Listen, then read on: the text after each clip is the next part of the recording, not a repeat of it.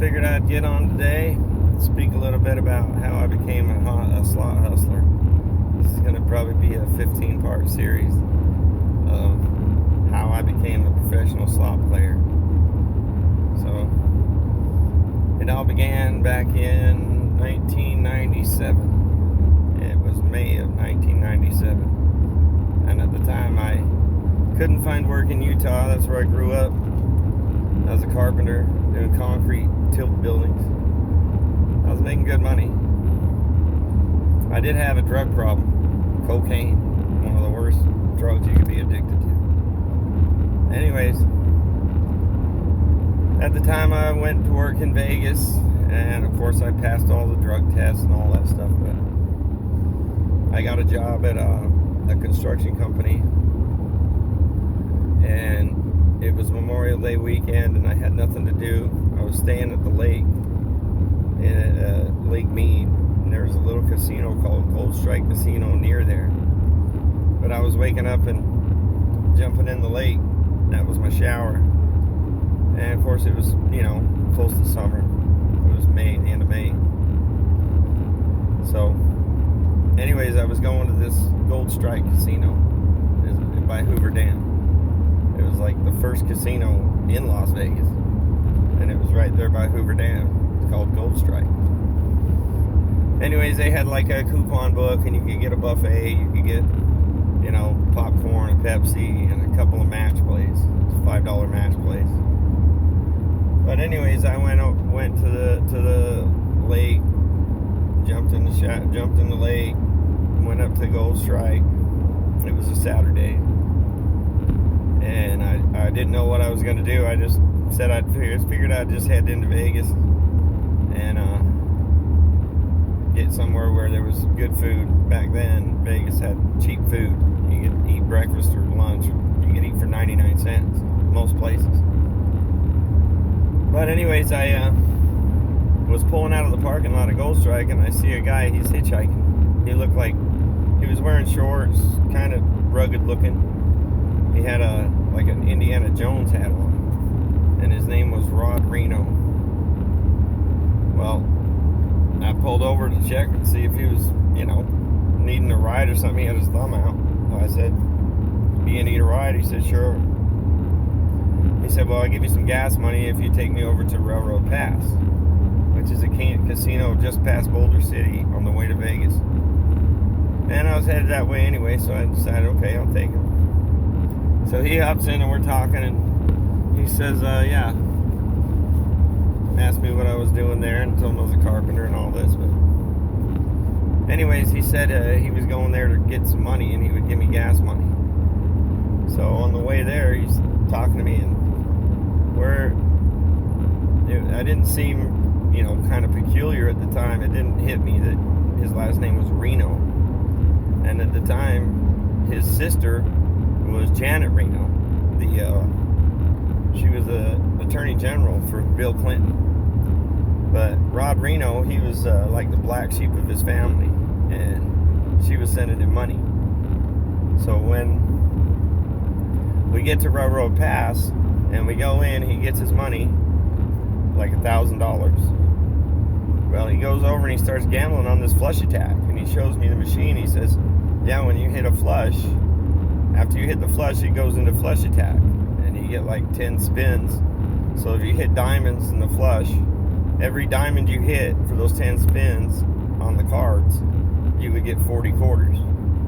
So that was the very first bonus machine I ever seen, was a flush attack. And they were on their way out. They were changing them all over the place. They were taking them out of the casino, just changing the game. Anyways, he ends up going almost completely broke. He gave me $20 for gas and stuff. But he wanted me to carry him back to Gold Strike. He told me he was living in a cave across the road from Gold Strike Casino. That's where he had all of his stuff. So I decided to tag along with him. He wanted to drink some beer, and it was getting close to evening time. So I went up there and we talked for a long time. He told me his sister was Janet Reno, and that she sent him money, all the time. But anyways, I told him, so how are you going to make money now? You just blew all the money. You didn't have no money now.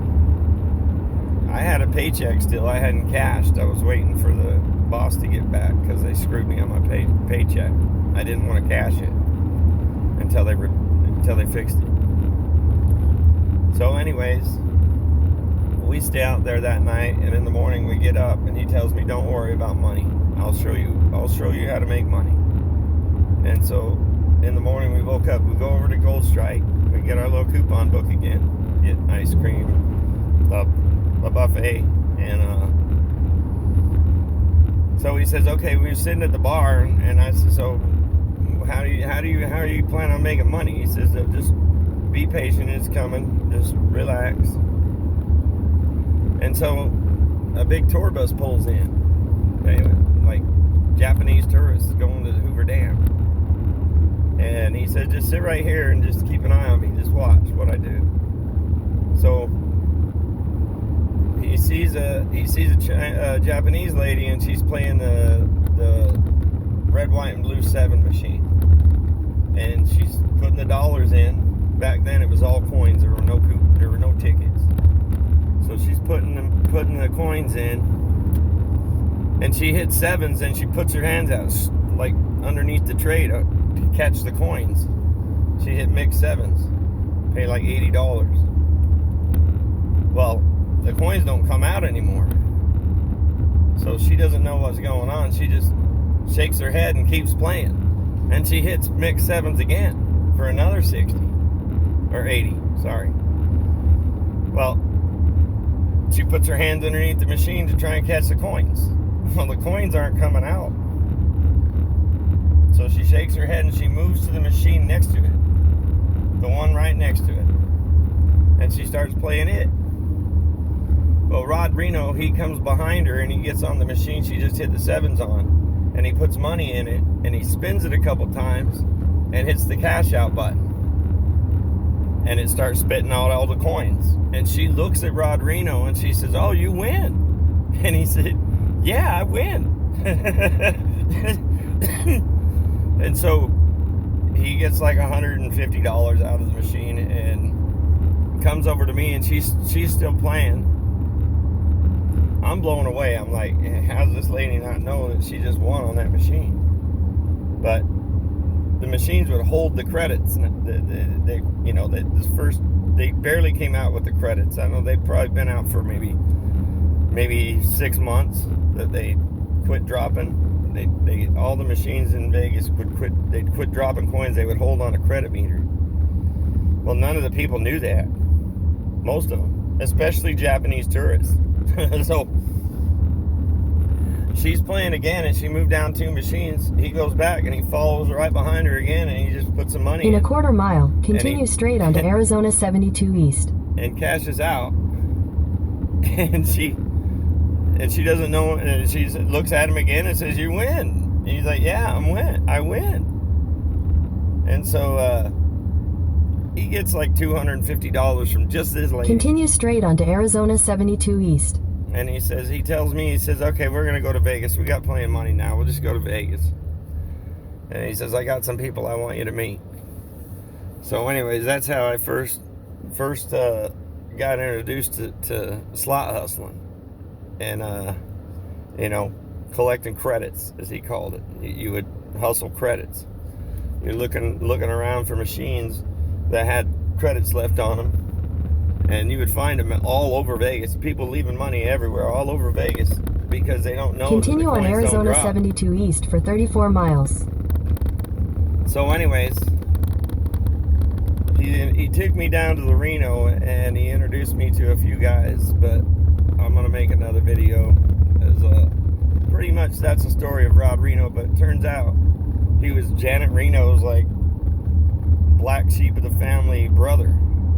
But she would constantly send him money. But he was one heck of a musician. He could play the piano excellent. He could play the guitar. He was an amazing musician. But he was like kind of a black sheep. He didn't really fit into society. He was kind of quirky. But anyways, he was an amazing guy. He still is. I don't know if he's still alive. But I mean, I haven't seen him for years, obviously. But when I was 27. That was 1997 when I first discovered that they actually had bonus machines, that you could hustle. You could choose a time and place to play them when the bonus was ready to pay off. You didn't always know on a flush attack though. Flush attacks were a little different, but people would leave the flush attack on, so you didn't even have to play it. You just, when you saw the flush attack, of course you would spin, because all the diamonds, every diamond you hit, or spade or club, whatever flush attack was on, those symbols, those clubs or diamonds, whatever, they would pay you 40 quarters every time you hit one of them. So you would win money. They would leave the flush attack on, and they would get off. They didn't know. So that was my first taste of a bonus machine. But anyways, the next video will be about Bobby the Brain. And it's probably going to be a little bit longer, but this is just an introduction to how I began the quest, where I eventually gave up working and didn't work again for 10 years just because of bonus machines. But this is a story about my path to where I am today, and it'll be a several part series. I'll create a playlist of all these videos. But that was Rod Reno, and quite a fascinating guy. But he's how I got introduced to slot machines and learned that you can find them, and there wasn't a whole lot at the time, but it was about to get really, really good, and I didn't even know it yet. So anyways, that's the story of Rod Reno. And pretty much after he introduced me to this other guy, his name's Bobby the Brain, and the next video will be about Bobby the Brain. And he was another really fascinating character. Heck of a nice guy. But yeah. Till next time. This will be the first video of several that will go through my basic life story of how I became a professional gambler, professional slot player, up until this day. And don't worry, there'll be a lot of good nuggets in here. In these videos, you're going to hear about some machines that you probably never heard of, but they don't have them anymore. They're probably never going to put those same machines back in the casino. But anyways, like and subscribe, and stay tuned, because this is going to be an amazing journey that you're going to join me on. And we just started. This was May 27th, right before Memorial Day, and I was 27 years old. But anyways, like and subscribe, and make a comment if you want to hear more, or you have questions about Rod Reno. I'll be more than glad to answer any of your questions. So you have a great day. Thanks again.